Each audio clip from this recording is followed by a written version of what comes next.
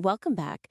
So, these sessions cover a really tough period for the party of Beastbond, a companion's death on Mount Gaffis, a tragic accident, and then a very deceptive return to Vallaki. Mm-hmm. The groundwork here is fantastic. I mean, it shows these brutal consequences of failure. Now we just need to look at how to maximize the lingering impact of it all. I agree completely. The material is strong, really strong, especially in how it generates these high-stakes failures. Yeah. But our job here is to make sure those failures don't just happen to the characters, but that they inhabit them. We're talking about maximizing that narrative reverberation. Okay, so let's begin where I think the greatest emotional tax is due, but the payment was kind of summarized away. Right. And here's the core idea. The true horror and significance of major setbacks can be deepened by actively detailing the immediate emotional cost, rather than summarizing the transition away from the tragedy. And we're talking about two massive events here. First, Traxador's brutal death by the Vrox on the mountain. Yeah. And then later, the crushing, accidental death of the maiden after that cart disaster. Both are inherently dramatic, but after these defining traumas, the notes just indicate the party moves on, almost clinically. Exactly. If we look at the notes after the maiden's death, it literally says the party simply turns and continues on their way. And after Traxador's cremation, they only take an hour recuperating before they just, make the strategic decision to descend. That immediate detachment, that quick bounce back, it really risks minimizing the gravity. It's almost like a kindness to the characters, but it's a cruelty to the drama. It really is. It turns what should be a defining moment of tragedy into just another waypoint on the map. Right. If the characters bounce back instantly, the reader doesn't feel that loss. We're left asking, did that even hurt? So the problem isn't that the characters don't care, it's that the notes, by just summarizing the action, skip over the necessary emotional processing. It's a pacing choice that kind of deflates the consequence. Mm-hmm. We need to force them to pay that emotional tax. And that tax is the story here. But how do we dedicate that space without, grinding the story to a halt? They do have to keep moving. Well, my suggestion is to dedicate focused, specific space to the character's immediate reactions, coping mechanisms, or just the subtle manifestation of trauma, even if it delays the next plot point by a few narrative breaths. Okay. The descriptive quality that was used for Urihorn's mystical bonding with the mountain lion, that intimate sensory detail, that needs to be applied to these moments of distress. If they can write peace beautifully, they have to write pain just as beautifully. That makes sense. We're not adding a chapter on therapy. No. We're adding a paragraph of sensory detail that carries the weight. So let's start with the maiden's death on the road. Okay, so instead of them just turning away, maybe we note how the scene affects the character with the most agency in that moment, Radley. The Eldritch Knight, right? He let the cart pass him. Exactly. He carries the heaviest burden of responsibility for that disaster. So you focus on a specific, horrible detail. Suggest that the sound of the girl's scream seems to linger, echoing off the trees, even after the sound of the impact has faded. That's powerful. It turns a physical sound into an internal psychological scar. Precisely. Or you could describe a shared, heavy silence between Urihorn and Dermon as they struggle to process their failure to catch the cart. That silence, against the gruesome scene, it speaks volumes. It's the quiet shame of not being fast enough. And what about on the mountain, after Traxador's cremation? That's a totally different kind of trauma. Almost cosmic. We just shift the sensory focus there. We lean into the physicality of the grief. Mention the lingering, acrid smell of burning flesh. Not just ash, but the undeniable scent of their friend. Or describe how the physical exhaustion causes the party to move slower, literally dragging their feet through the snow. You make the consequence manifest in the environment. Yes. That physically represents the weight of loss on the journey back down, making the trauma part of their bodies, not just their thoughts. When you make the reader feel that physical toll, you maximize the cost of the sacrifice. That focus on the immediate burden leads right into how they handle the similar pressure point later. Moving from that horror on the road to the village, we hit that crucial deception scene with Ismark. Yeah, which carries its own kind of moral weight. And this brings us right to our second opportunity. The significant decision to deceive Ismark about Irina's true fate offers an excellent opportunity to inject profound narrative tension into an otherwise straightforward scene.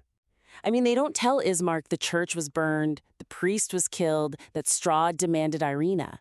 Or that the mob surrendered her. A terrifying mob. Yeah, they just say they left her at the church and moved on. The lie of omission is just monumental. And the weakness is that the reporting of this betrayal is, well, it's flat. It reads like a factual account of what was said instead of a tense, high-stakes moment of coordinated lying. It makes the moral betrayal feel too easy. And it's made worse by the scene right before it. Ismark is so paranoid that he douses them in holy water to make sure they're not undead. Exactly. That test establishes immediate paranoia, but the dialogue that follows doesn't really leverage it. Precisely. Right now, it sounds easy to lie to a grieving, desperate man who has just shown he doesn't trust them. This is a moment where they cross a moral line, and the notes just have to reflect that weight. The reader needs to be leaning forward, terrified they'll get caught. So the suggestion has to be about reframing it as a performance. Absolutely. My suggestion is to frame the interaction not just as a factual report of the lie, but as a delicate performance where every verbal omission and partial truth is loaded with the danger of discovery. This shift would highlight the mental gymnastics Radley and Dairman have to do while facing this desperate Ismark.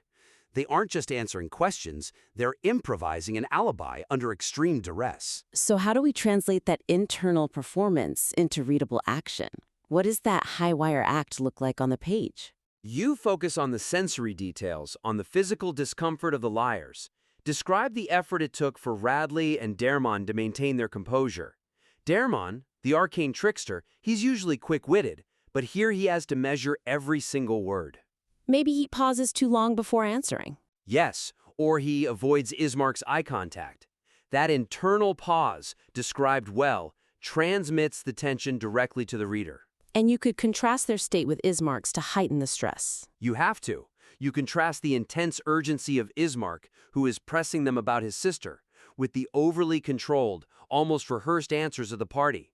Maybe Radley, disheveled and exhausted, struggles to hold a serious face. Describe the physical pain of forcing that mask on. That immediately raises the stakes. We move from just omitting facts to actively performing a denial of trauma, which is so much more dramatic. It builds massive narrative irony. And that irony is the ticking clock. We have to highlight the palpable relief, mixed with immediate guilt, when Ismark finally accepts the story and rushes off. Right. That dual emotion, relief it worked, and guilt over the betrayal, it shows the emotional burden the lie imposes on them. And by making that relief explicit, you emphasize that this omission will have consequences. It's going to hang over them, just waiting to explode. Okay, now let's circle back to Mount Gahakis, because the failure to reach the Amber Temple and losing Traxador, it needs a better sense of closure. We talked about the emotional toll, but what about the physical arc of the retreat itself? And that brings us to pacing. The crucial transition phase following the intense Vrock battle and the failure to reach the Amber Temple requires deliberate pacing to fully register the severity of the loss and the strategic necessity of retreat. The weakness here is structural compression. The notes summarize the retreat from Selinka Pass way too fast. After the death in the battle, it jumps from searching an empty tower for fuel to just a simple summary. They again climb over the wall and then journey back down. It compresses what should be a grinding, painful withdrawal into just a few quick lines of text. Yeah. And this rushes past the physical and psychological toll of abandoning their mission. It leaves the weight of Traxador's sacrifice feeling less impactful. The reader needs to feel that Mount Gahakis rejected them. Isn't just the rocks. It's the mountain they couldn't conquer. That's it, exactly. The mountain has to remain an active antagonist, even after the demons are defeated. So, the suggestion is to expand the description of the retreat, making sure the action emphasizes the physical difficulty, the unrelenting cold, and the psychological impact of failure. We need to make the mountainside feel like it's still trying to kill them. So if we slow down, how do we keep the descent from just becoming a tedious travelogue? Instead of summarizing, you focus on the sheer mechanics of the retreat. The contrast between the adrenaline of the fight and the grinding exhaustion afterward. Detail the The precariousness of climbing down those rigged ropes with fingers that are stiff and frigid. Hmm. You highlight the effort required to help the less agile party members. Ah, and you reinforce that earlier description, the evocative one. The notes mentioned the climb up was like a monkey trying to fuck a football. Right. That image should be amplified here. Show that same struggle, but now it's compounded by exhaustion and grief and defeat. That grinding effort is magnified when they know they are running from a failed mission, not moving toward a goal.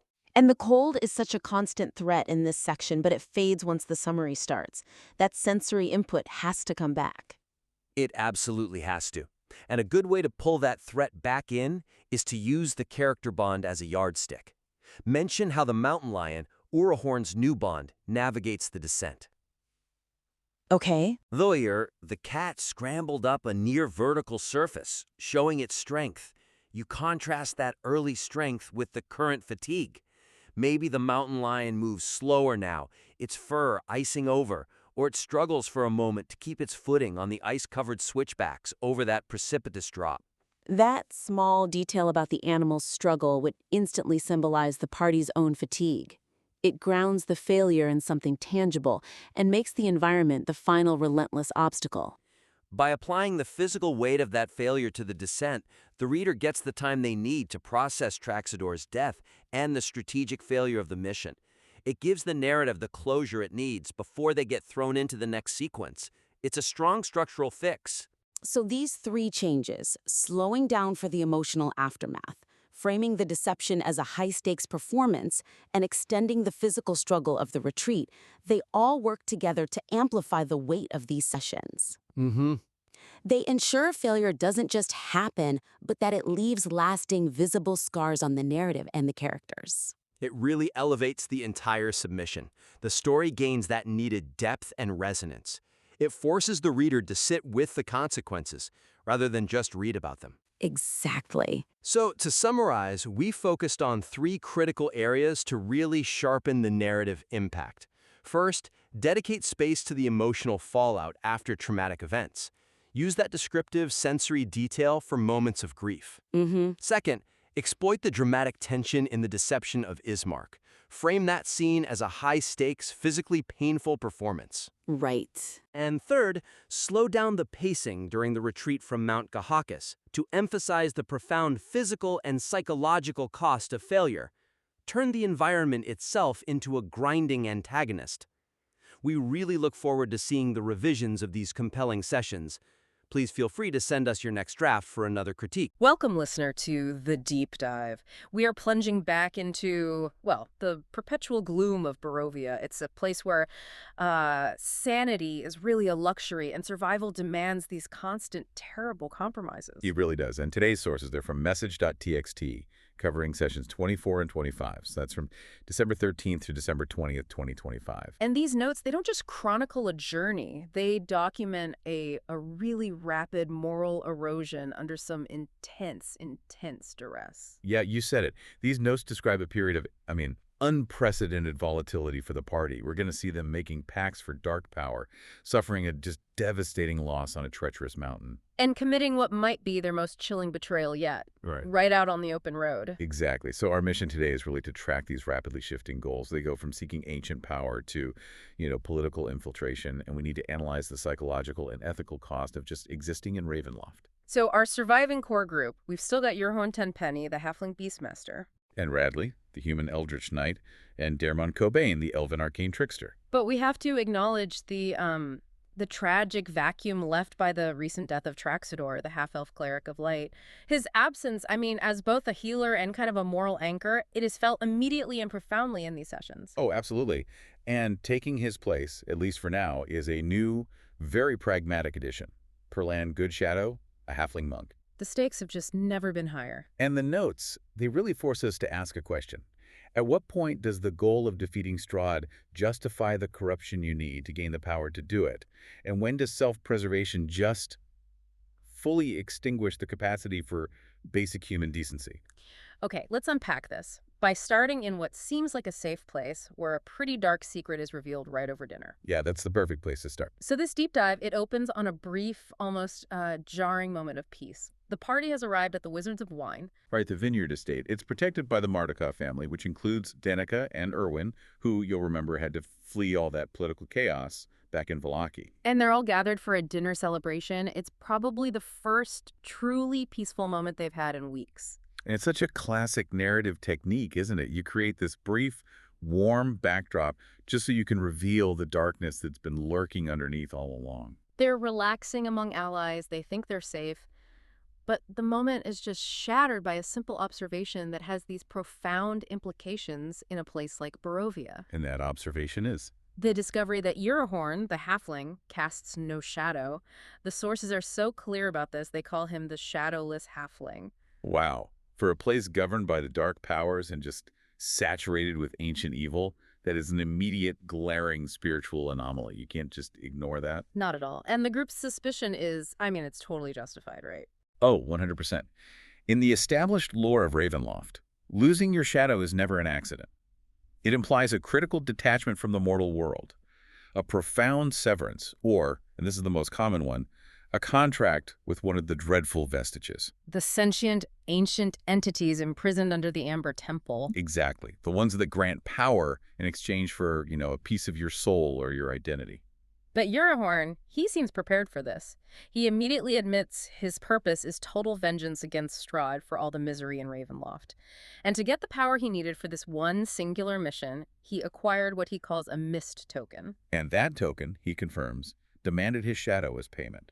It's such a complex trade-off, isn't it? He's sacrificed a piece of his very essence for what seems like a noble purpose, defeating the ultimate evil of the land. And the party, they're exhausted by repeated failure, so they're temporarily placated by this. They just accept the shadow's loss as the necessary cost of competence. Which raises a crucial question right at the start. Can power that's sourced from the land's own corruption truly be used for salvation? Does the source of that power inevitably taint the mission, no matter how noble the intent? It almost feels like a bargain he had to make to survive, I think so. In Barovia, you can't fight the devil with just pure intentions. You need teeth. Exactly. And the power Eurahorn gets is both magical and intensely practical, which we see immediately, the very next morning. Yeah, that token seems to have enhanced his deepest skill, his connection to the natural world. Speaking of his specific goals, the next morning he goes on what's detailed less as a simple search and more as this ancient, highly technical ritual, the taming of a powerful beast. He's described as an expert woodsman, but this feels like it goes way beyond just tracking. The notes really emphasize this almost shamanistic process. He leaves the winery in the pre-dawn hours, tracking a specific quarry. And it's so detailed. He collects tufts of hair, pieces of tree bark where the prey marked its territories. So he's gathering reagents. He is. These organic components are crucial. He gathers a variety of local herbs and then adds the tracking evidence to them, creating this bundle that's both bait and a ritual component. And he finds his target, a magnificent, fierce mountain lion perched high on a thick branch, and it's not happy to see him. It's immediately territorial, fully prepared to treat this halfling as a small meal. But Eurahorn, armed with his deep knowledge and I think maybe the subtle influence of that mist token, he just refuses the confrontation. And what's fascinating here is his use of these non-aggressive psychological tactics. Right, instead of drawing a weapon. He performs a series of slow blinks to calm the beast. In the animal kingdom, that's a universal sign of trust, of non-threat. And it stops the predator cold. The mountain lion, it was tense, ready to pounce, but now it just starts to pace, and aggression is replaced by curiosity. And then the ritual culminates. Eurahorn rubs this wad of herbs into his hands, infusing his own scent with these powerful calming reagents. Then he gently throws the rest of the bundle on the ground and just backs away, letting the cat approach on its own terms. And the cat's reaction is just transformative. Apprehension gives way to this overwhelming curiosity about the scent. It leaps down, sniffs it, and then in this amazing display of submission, it just flops into the forest floor and starts writhing in the herbs. The fight is over. The bond is forming. And the final physical interaction, the cat rubbing its face in the halfling's palms and then eventually just reclining right on top of him as the dawn comes up, that solidifies this mystical symbiotic bond. And the result is immediate. Eurahorn instantly mounts his new companion, this formidable wildcat, and they return to the winery together. He's gone from a vulnerable man to a beastmaster with a loyal, incredibly powerful ally. And that's critical context. That mountain lion isn't just a pet, it's a force multiplier, an apex predator bound to Eurohorn. This bond gives them a critical advantage they will need immediately as they turn their attention to the highest, most dangerous point in the entire valley. With Eurohorn newly empowered, the party reaffirms their goal over breakfast. They have to ascend Mount Gakis to find the Amber Temple. A location foretold in Madame Eva's card reading, and it's reputed to be this nexus of ancient forbidden power. Really, the only potential source of strength they think is capable of challenging Strahd. The quest for the Amber Temple, it feels like a desperate play for competence. They know they're outmatched, and they need that ancient knowledge or some powerful artifact to close the gap. But even as they commit to this dangerous path, we see just how fragile their alliances are. That's right. When the adventurers get back on the Svelish road and turn toward the mountain, the druid Riventhal, who they had rescued and traveled with for a while, he just thanks them and unceremoniously departs. That phrase, unceremoniously departs, it's so significant. It just underlines this relentless theme of self-interest in Barovia. There's no sentimentality, no discussion of strategy, just a quick severing of ties. Riventhal clearly weighed the danger of the Amber Temple against the benefit and just decided the risk was too great. Yeah, and the party's immediately reminded that in this land, survival always supersedes loyalty. Every alliance is temporary. So the remaining group, they turn south onto a gravel road, and the climb begins immediately. The notes detail this rapid, punishing intensification of the conditions. Oh yeah.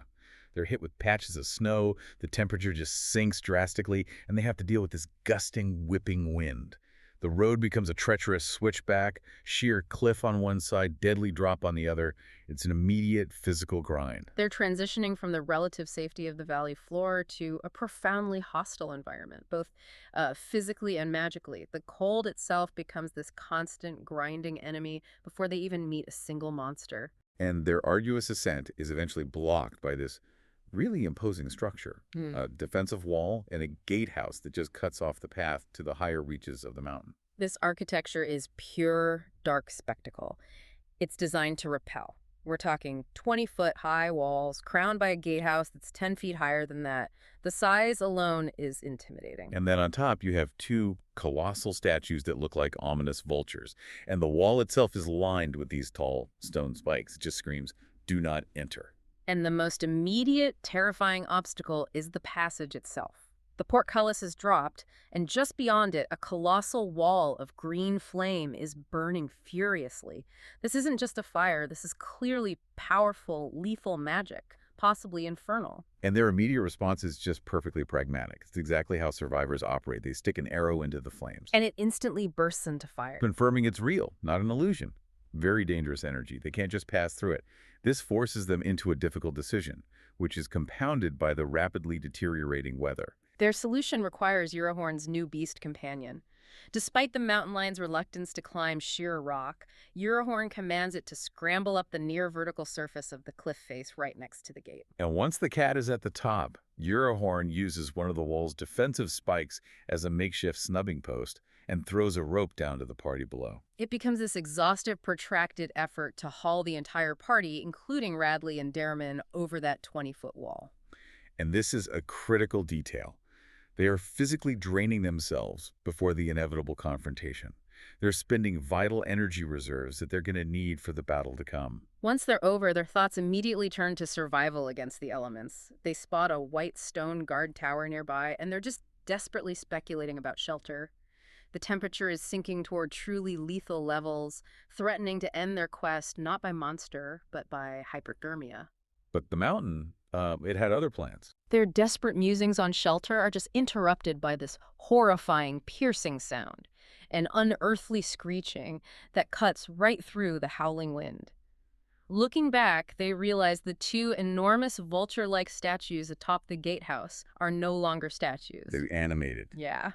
The terror of the surprise attack is multiplied by the reveal that they are facing something far worse than standard undead.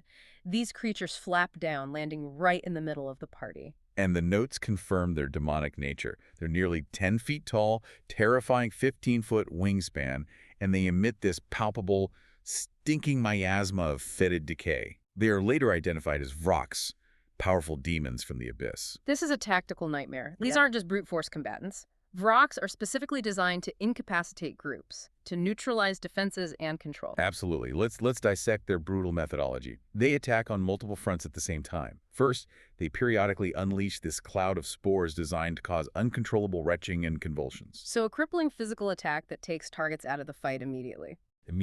And second, they deploy these deafening magical screams that assault the mind and stun anyone who hears them. It's a perfect 1-2 punch. Incapacitate the body with spores. Incapacitate the will with a scream. And while the party is convulsing or stunned, the Vroks use their primary physical attack. Runding with these great scythe-like claws. The party's typical tactics are just thrown into chaos. The tactical dynamics here are really revealing. Dermon, the arcane trickster, he relies on stealth and opportunity. He only engages when enemies are distracted, which is a difficult task when everyone is stunned or retching. And Radley, the Eldritch Knight, he's forced to alternate wildly between his sword, offensive magic like Firebolt, and then necessary defense with his shield spell. But without a dedicated healer to remove the conditions, the spores and the screams are just deadly. Eurahorn, mounted on his great cat, wisely avoids the epicenter of the melee.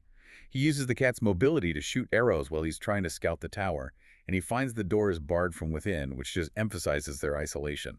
And the lack of a cleric, the lack of Traxador, is suddenly and tragically magnified. The Vrok's ability to cause these widespread debilitating conditions, it requires instant healing and counter magic, which Traxador used to provide. And because he was the most visible source of light, of life and healing in this dark land, the notes state he was the one hardest pressed by the demons. He falls under the barrage of claws and spores, slowly bleeding out amid the carnage before the demons just slay him completely. It's a devastating, irreversible blow. Traxador was the moral compass, the source of restoration, and now he is simply gone. It confirms the brutal cost of even attempting to reach the Amber Temple. So with him dead, and the remaining members exhausted, wounded, and spent of their magical resources, the immediate pragmatic decision is made. The quest is abandoned. They cannot continue upward. This moment, it feels like the true turning point of this whole deep dive. The dream of the Amber Temple, the hope for ancient power, is deferred by a violent death. It's a harsh reminder that the environment of Barovia will punish overreach relentlessly. They literally drag their bodies over that wall, only to realize they didn't have the strength to survive the gatekeeper. The first step after that brutal battle is a necessity dictated by the cold. They have to dispose of their fallen friend, Traxador. And the chosen method is profoundly unsettling. Yeah, it really is. At the Selenka Pass gate, the party honors their fallen cleric by creating his body in that mysterious wall of green flames that blocks the passage. It's a shocking symbolic act. They're using the infernal barrier that ended their quest to dispose of the body of their cleric of light. Just think about the psychological toll of that. Using an evil, seemingly unholy energy source to perform a rite of passage for a virtuous companion. It just underscores the utter desperation and the blurring of moral lines that is now standard operating procedure for this group. After this grim closure, they turn back to the White Tower for shelter. Radley boosts Eurahorn up to the second-story window, and the halfling once again slips past the iron bars. He's their scout and their key. Eurahorn reports back on a strange, empty interior. He then heads to the parapets, finding 10 tall, golden statues of female knights, clearly figures of defense or dedication. And, ominously, several chainmail-clad skeletons half buried in the snow. Which suggests that many have tried and failed to hold or pass this point before them. He finds nothing of value on the frozen skeletons, and after unbarring the door, they discover the tower, while it's structurally sound, is useless for true rest. It has a hearth, but no fuel. They realize they cannot survive the night there. So after taking only a single hour to patch their wounds and catch their breath from the Vrok assault, they choose immediate descent. This whole sequence is a masterclass in prioritization. They are not heroes seeking glory. They are survivalists, prioritizing warmth and safety over recovery or exploration. They climb back over their ropes and begin the long, exhausting descent down Mount Gakis. Once they hit the main Svalich road, they choose the village of Barovia as their next objective. They need to resupply, get warm, purchase new equipment to replace what they lost on the mountain. But as they approach the western gates of Barovia, they intercept a highly disturbing convoy. And this is the critical juncture where the narrative shifts from physical survival to profound moral failure. They catch up to travelers from Valaki town guards they recognize and about a half-dozen villagers who are laboring to push a heavy cart up the steep road toward Castle Ravenloft. And the cart's terrifying contents are immediately visible. Inside, a young woman is bound to posts, clearly dressed for a ritual sacrifice. She's in white, adorned with mountain flowers. But her beauty is just overshadowed by her terror. Her countenance is fearful, her wrists are raw from desperate attempts to free herself. They realize instantly this is a victim being delivered to Strahd. Their initial reaction is pure, instinctive heroism. They immediately decide to ambush the guards and free the maiden before the group reaches the castle. And the execution is swift and clinical.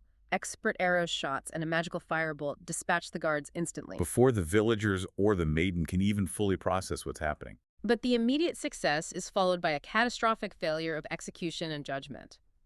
Seeing the guards killed, the villagers instantly flee, scattering into the woods. Critically, the cart is left unattended on the steep, ascending Svalich road.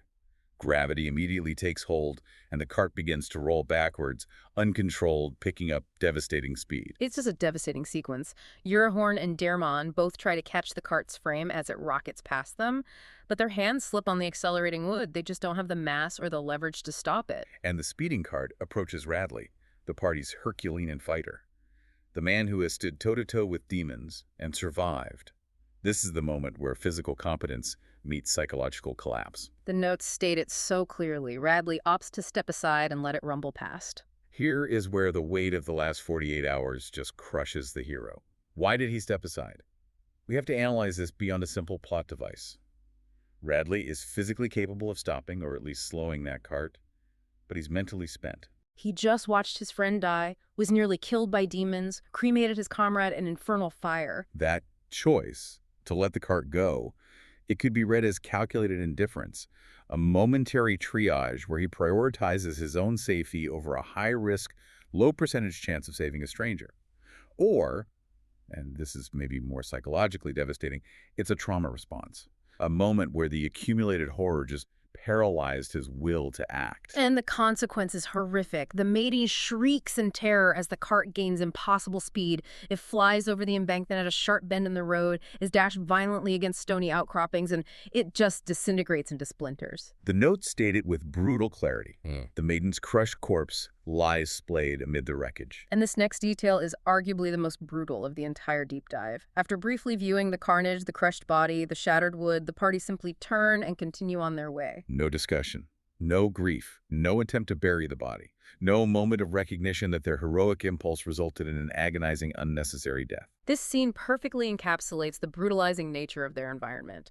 They have achieved a level of emotional bankruptcy where an innocent, agonizing death, directly caused by their actions, is met with cold dismissal. They have officially prioritized their immediate goal of buying equipment over the life they just tried and failed to save. Their moral capacity has completely eroded under the pressure of Barovia. So the party enters the village of Barovia under the cover of night, carrying this immense psychological weight: Traxidor's death, the cart maiden's fate. Radley, in particular, must be dealing with immense survivor's guilt, having lost Valinair and now Traxidor, his original comrades. That internal stress, it has to find an outlet, and it manifests immediately in his choices. First, they head to the only tavern, the Blood of the Vine, and the atmosphere there is just one of profound, resigned desolation. The sullen barman, Eric, is serving only water. Even the small, temporary comfort of wine is denied to the desperate inhabitants of Barovia. It's in this setting they find a small, temporary reprieve. They meet Perlman Goodshadow, the only other halfling seen in the village of Barovia. He's a monk, and after hearing the dangers the party faces, and likely recognizing the dangers in the village itself, Perlman agrees to join forces. So they quickly patch the manpower gap left by Traxidor. But while this new alliance is forming, Radley is drawn away. Mirabelle, a Vistani proprietor, recognizes him. She approaches him in this sultry fashion, making unsubtle references to his recently missing companions. Instead of offering grief, she offers him an alternative distraction to the barrenness of the village. And Radley eagerly accepts. This eldritch knight is seeking a desperate temporary escape. He agrees to spend the evening with Mirabelle and her sisters, Alenka and Sorvina. This immediate embrace of hedonism is a classic trauma coping mechanism. a desperate attempt to numb the pain and psychological horror of the last few days through indulgence. That pursuit of a rote, desperate distraction stands in stark contrast to what the remaining trio experiences. Eurahorn, Derriman, and Perlan head out to find shelter, and they run into one of Barovia's most insidious threats. The old hag, Morgantha. Right, she's pushing her cart, slyly trying to sell her addictive dream pastries for a single gold coin. The trio, ever distrustful, they brusquely refuse her wares. But Morgantha, completely unfazed, delivers this chilling line. She insists someone else will buy them, as she never returns home with unsold pies. And that statement is so critical, it reinforces the ubiquitous nature of this invisible, insidious evil that grips the populace. While Radley is escaping his trauma through self-medicating hedonism, the rest of the town is caught in this subtle, pervasive addiction that literally preys on their dreams. Both choices just reflect the profound misery that Barovia inflicts. So the trio finds an abandoned house, barricades themselves inside, and settles down for a restless night, while Radley is elsewhere. Day 19 begins with Radley rejoining the group. The notes describe him as disheveled and wearing a dopey expression, clearly showing the physical signs of his night of deep, desperate indulgence. And the contrast is immediate. The eldritch knight, smelling of drink and perfume, is instantly thrust into this urgent political and emotional confrontation. They go immediately to the burgomaster's manor to seek out Ismark, who has taken up his late father's mantle. Ismark opens the door, but his demeanor is highly suspicious. He demands to know who these three strangers are. He last saw Radley with Traxador and Valinair. And his paranoia is taken to an extreme degree. Without warning, Ismark abruptly splashes the entire party with a bucket of water. Immediately explaining it was holy water, and he had to ensure they were not undead spawn of Strahd. This is an act of welcoming. It's a necessity born of the acute paranoia that infects every resident of Barovia. So once they're soggily inside, the conversation immediately turns frantic. Ismark asks urgently about his sister, Irina. Radley and Derriman relay the tale of the vampire spawn's attack on Vallaki 8 days prior. And Ismark is frantic. He's clearly received little to no accurate news in the valley. And this is the moment of moral collapse. Ismark is desperate for truth, and the party, seeing an opportunity for self-preservation, commits a highly strategic deception. They intentionally conceal several critical, damning facts from Ismark. Let's break down the layers of this betrayal. They omit that St. Andrew's Church was burned to the ground and the priest was killed in the chaos. They conceal the terrible truth that Strahd had demanded Irina from the townsfolk, and most damningly, they fail to mention that the terrified mob had literally pulled Irina from the Blue Water Inn and surrendered her to the vampire lord. Instead, they offer a carefully constructed half-truth. They say they had merely escorted her to the church for safety and then left town to seek refuge at the Wizards of Wine. They're protecting their own reputation and avoiding confessing the failure that led to Irina's capture. It's a necessary move to secure Ismark as an ally, as a shield, as they try to re-enter Vallaki. And Ismark, distraught by the incomplete information, insists they must leave immediately to save his sister. The party agrees with this suspicious haste, not for altruistic reasons, but because they desperately need to retrieve their lost amulet of Ravenkind from the new burgomaster, Lady Washer. Ismark just dashes out, sword-girded, urging haste. Think about the depth of this betrayal. They are manipulating their friend's grief and dedication, marching him straight into a town they know is under the control of a dark cultist, without giving him the vital, life-saving context that his sister is already likely compromised. And that the townspeople themselves are responsible for her capture. They're using him as a pawn to retrieve a necessary artifact. It's cold. So Ismark is driven by this singular purpose. He's marching like a possessed man back towards Vallaki. He barely even registers the marks near the western gates of Barovia, where the cart maiden's sacrifice turned into tragedy. His focus is entirely on Irina. On the journey, the party fills him in on the political chaos, the deposition of Baron Vargas Vlakovic, and the seizure of the title of burgomaster by Lady Wachter. And Ismark offers a crucial piece of lore here. He shares that the Wachter family is very old in Barovia, dating back to before Strahd even arrived in the valley. That's a fascinating detail, isn't it? It suggests that Wachter isn't just some political climber. She might represent a deeper, older corruption in Barovia, perhaps a rival power structure or a collaborator with something far more ancient than Strahd himself. It raises the stakes significantly. They come up with a plan. Since Radley, Eurehorn, and Derriman are fugitives, Ismark and Perlman, the strangers, will try to convince the guards to open the gate under the pretext of Ismark's urgent mission, setting up an ambush. But Watcher's security is immediately apparent. The ruse fails instantly. The guards, loyal to the new burgomaster, are fiercely suspicious and totally unimpressed by Ismark's minor status. They insist on strict, non-negotiable orders not to allow strangers in, belligerently demanding that Ismark and Perlman leave immediately. This confirms two things. One, the party is still very much wanted fugitives in Vallaki. And two, Lady Watcher's regime is far more tightly controlled and ruthlessly pragmatic than the previous baron's chaotic, delusional rule.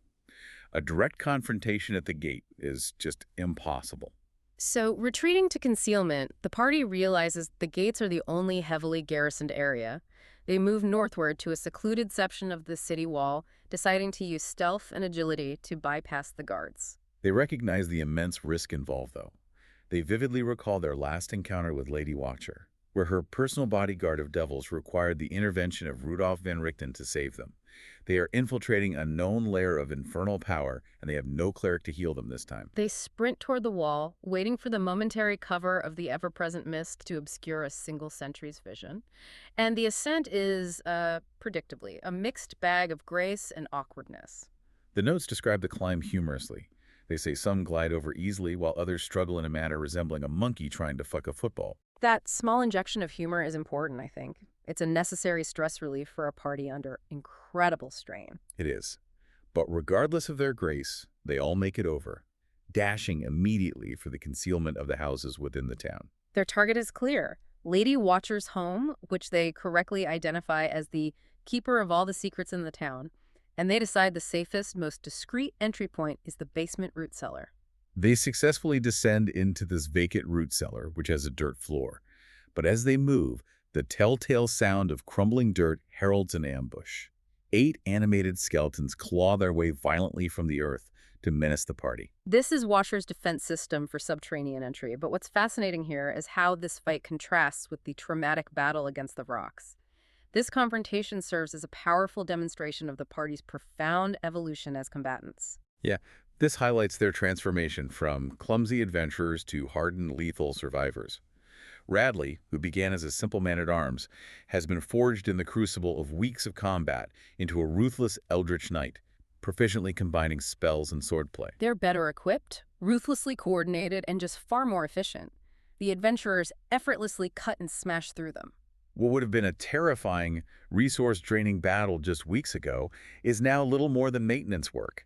The fight is over almost before it begins, demonstrating their sheer increase in physical competence, even if their moral compass is, shattered. They are now just better at survival. After dispatching the skeletons, they start searching the room and note a crucial environmental clue: heavy foot traffic.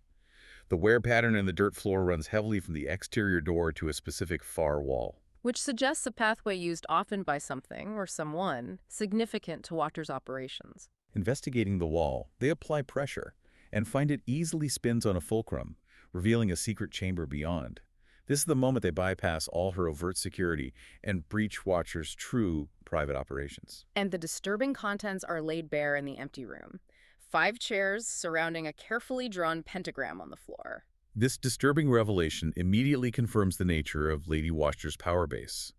The pentagram is the unmistakable sign of infernal or demonic ritual.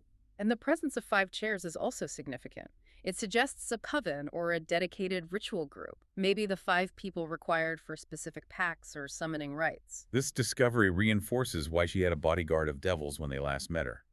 Watcher's not just a political schemer. She is an active participant in dark rites, ruling Vallaki by infernal contract. This confirms the immense danger the party is in, especially since they are now standing literally beneath the home of a dark worshipper whose primary objective is to stop anyone who threatens Strahd. They have infiltrated the lair of a power structure that may even predate the Dark Lord himself. They came to steal an amulet, but they have stumbled upon the very source of corruption in the new Vallaki regime.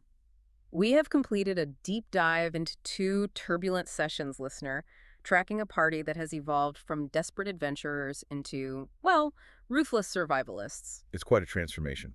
We witnessed Eurehorn's profound sacrifice of his shadow for a mystical bond, the brutal failure and cost of Traxidor's life on Mount Caucasus. And the shocking moral collapse on the Svalich Road, culminating in the cold, immediate dismissal of the cart maiden's agonized death. The central themes are just so clear. The pursuit of power necessitates compromise. The price of the mist token was Eurahorn's essence. The price of the Amber Temple quest was Traxidor's life. And the price of their rush to Barovia was the life of an innocent they failed to save. Their emotional and ethical compass is now severely compromised.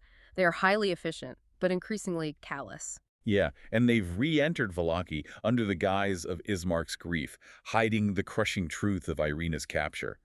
They are now literally beneath the home of Lady Water, a woman whose operations clearly involve the ritualistic worship of dark powers, proven by that pentagram chamber. This raises a final provocative thought for you to consider as they move forward. They are now expert survivors in a land designed to break them. So given the terrible things they have seen and done, using infernal fire for cremation, their indifference to human life, and the tactical deception of their friend Ismark, are they still seeking to save the land of Barovia, or have they simply become the most capable, morally hollow creatures within its misery? And what price, ultimately, will they pay when Lady Watcher inevitably realizes they have uncovered the dark nature of the power she is truly serving in that pentagram room? This is The Brief on Dungeons & Dragons Sessions 24 and 25. All right, so this story arc takes the party way deeper into Barovia, that gloomy vampire-ruled land, and we're talking about a huge character moment, a absolutely brutal fight on a frozen mountain, and the start of a really dangerous political conspiracy. First up, let's talk about the Beastmaster, Eurihorn Tenpenny. To get his hands on a powerful mist token for his revenge quest, he paid a chilling price. He's now completely shadowless. But even so, he managed to form this incredible bond with a mountain lion, using an ancient ritual of slow blinks and herbs to mystically seal their partnership. Honestly, this new ally might be the only thing that keeps him alive. But that high point just didn't last. Second, we have the battle on Mount Galacus. The party was climbing toward the legendary Amber Temple, a place of immense power, when a fortified gatehouse blocked their path. And the guards? 2 giant vulture statues that came to life as Vroks, powerful winged demons. The fight was desperate, exhausting, and in the end, the group suffered a terrible loss. Their cleric, Traxidor, was killed. The survivors had no choice but to retreat, cremating their friend in some mysterious green flames before abandoning the quest. So after that disaster, they descended the mountain, recruited a new companion, a halfling monk named Perlin Goodshadow, and shifted their focus. Finally, a dangerous infiltration. They successfully sneak into the home of the new burgomaster, or village leader, Lady Wachter. Down in the basement, they destroy 8 animated skeletons and then find a secret chamber. And what's inside is chilling. 5 chairs surrounding a massive pentagram, pretty much confirming the new leadership is tied to some kind of deadly cult. So what we're seeing is a tragic mix of profound personal moments, the brutal cost of challenging evil in Barovia, and clear signs of a terrifying conspiracy just beginning to unfold. Welcome to The Debate. We are returning today to the unforgiving landscape of Barovia, focusing on a really pivotal moment for the halfling Beastmaster, Eurihorn Tenpenny. Right, during sessions 24 and 25. And this is where he's driven by this deep need for revenge against Strahd. And, well, he has to make an ultimate choice. He does. He has to pay a metaphysical price. He sacrifices his own shadow to get a mist token, this artifact that's supposed to aid his cause. And the question we're wrestling with today is both practical and deeply existential. Does Eurihorn's calculated sacrifice of his shadow represent a justified strategic commitment, something vital for operating in Barovia? Or does it signify a profound, compromising existential cost that fundamentally undermines his ability to achieve his goals? Frame it. I mean, we are dissecting the high cost of what some might call necessary cruelty. And I firmly argue this transaction constitutes an irreversible existential debt. The moment Eurihorn lost his shadow, he compromised his very nature. In the context of Ravenloft, this isn't just poetic. It's a visible, spiritual abnormality that marks him. And I would argue this was perhaps the most rational choice he could have made, given his mission. His actions weren't rash. They were rooted in explicit strategic necessity. He needed power, and he needed it now. Sure. He stated clearly his mission required the mist token, and the shadow was simply the currency. And we can't overlook the immediate, tangible utility this price yielded. The very next morning, he successfully uses that token to bond with an apex mountain lion. This cat becomes an essential, mission-critical resource.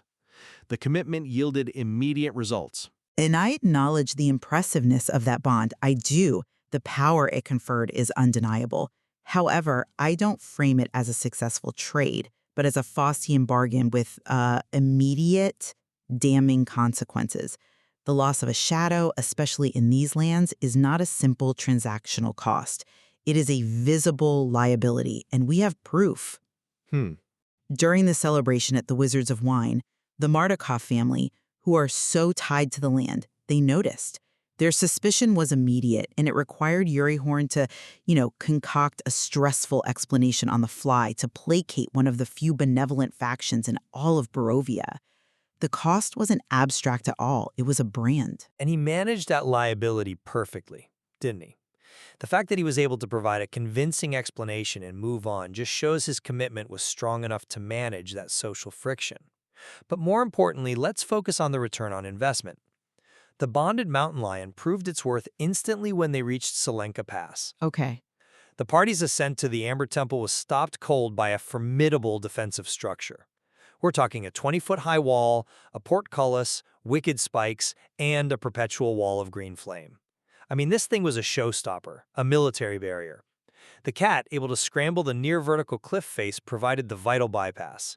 That demonstrated immediate strategic utility. It moves the party from absolute deadlock to progress.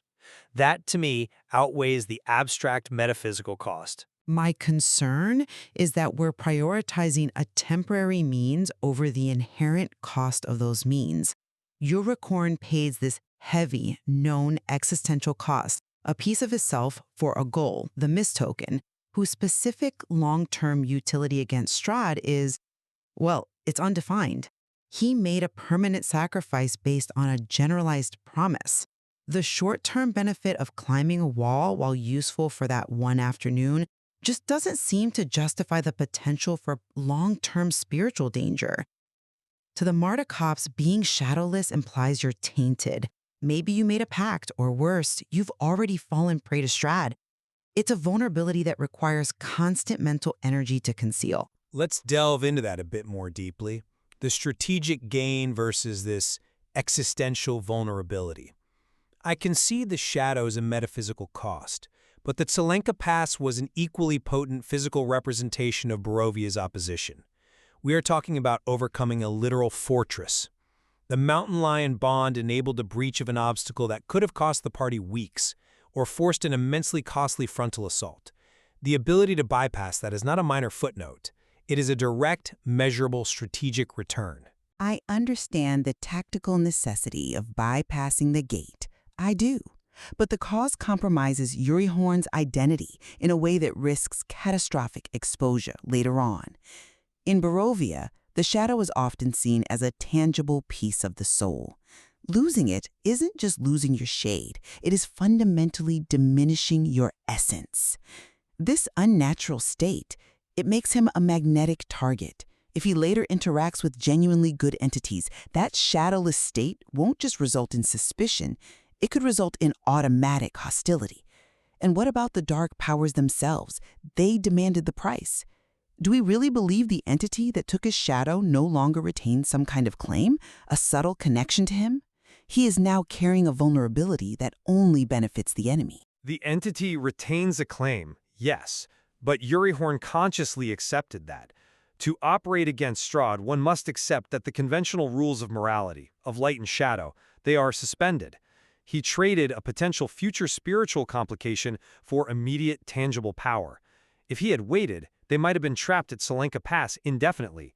The fact that the cat allowed them to continue their primary mission proves the decision was sound in the immediate tactical sense. But this leads perfectly into our second point, the nature of the mission and the consequence.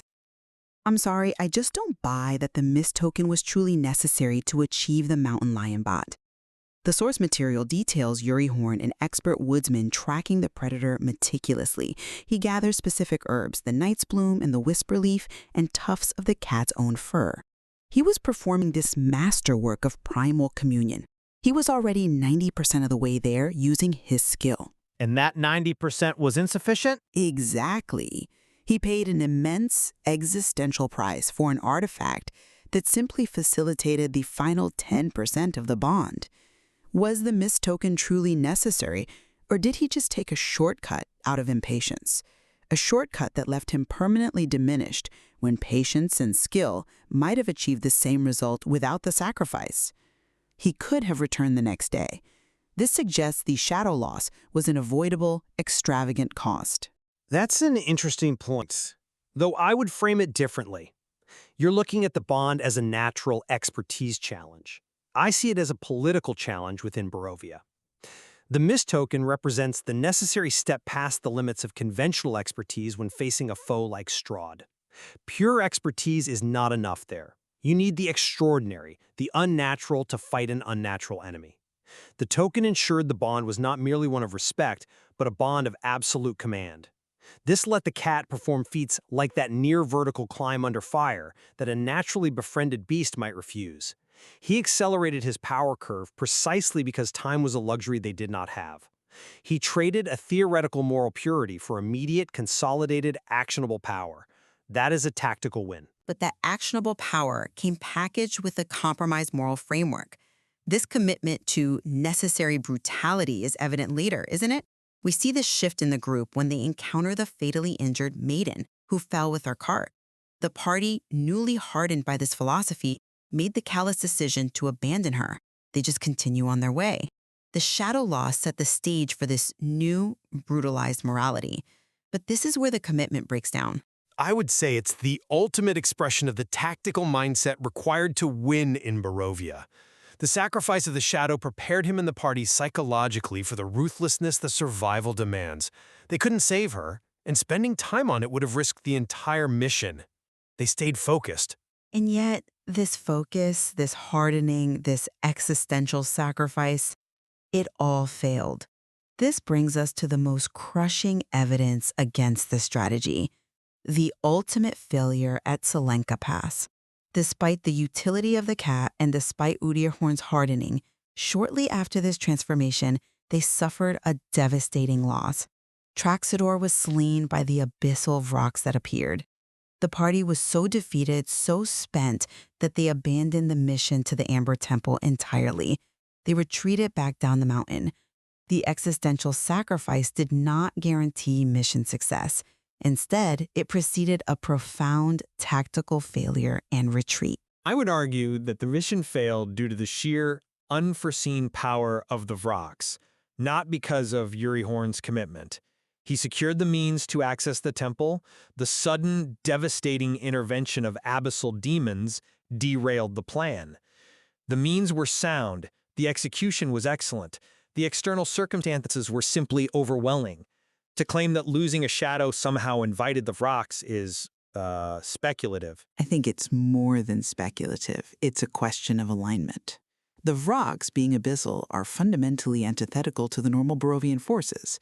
The party had made this extreme sacrifice within the Barovian framework to gain an advantage, yet when the ultimate test arrived, it came not from Barovia's typical horrors, but from an outside, purely destructive planar force. Did Udyrhorn's compromise, his spiritual branding, make him magnetically attractive to all forms of darkness? The fact that they gained this power and immediately suffered a shattering, mission-ending loss suggests the spiritual scales were tipped decisively against them by the cost they paid. The correlation between the sacrifice and the Vrock attack is circumstantial at best.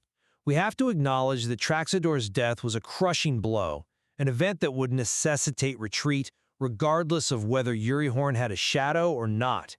The decision to retreat was a functional necessity, not a reflection of the commitment's failure. The Beastmaster commitment provided the path. It did not guarantee immortality against abyssal forces. But the compromise remains a ticking clock. Udyrhorn is now permanently diminished. His vulnerability isn't hidden, it's visibly apparent to any entity sensitive to the flow of souls and darkness. This vulnerability defines his future interactions in Barovia, whether the mission progresses today or a year from now. You paid a permanent cost for a temporary, fleeting advantage that resulted only in failure and profound loss. That is the definition of a bad bargain. Look, Uricorn made a calculated, necessary commitment. He exchanged an abstract, existential state, a shadow, for concrete, immediate power required to challenge Strahd. The evidence of the wall climb shows the strategic merit of the sacrifice, even if the overall mission was later stalled by the devastating reality of combat. The commitment was correct, the ensuing combat was tragic. And while the resulting beast bond was undeniably useful for that specific task, the cost of losing the shadow represents a corrupting debt that compromises Uricorn's essence. In the end, this kind of existential compromise, it rarely results in a net gain, especially when the overall strategy that necessitated it still led directly to profound loss, exhaustion, and the forced abandonment of the mission. The trade was fundamentally unequal. The dilemma remains stark for anyone trying to operate within the extreme brutality of Barovia. Does the pursuit of absolute good, or in this case, absolute revenge, justify trading foundational aspects of the self for fleeting tactical gains? And the question for our listeners, when confronting an enemy like Strahd, is whether any cost, even one that diminishes the soul, can ever truly lead to victory, or if it simply makes you a more potent instrument for the very darkness you aim to conquer. We still have much more to explore in the consequences of this. Always a pleasure to analyze the true cost of power in Barovia.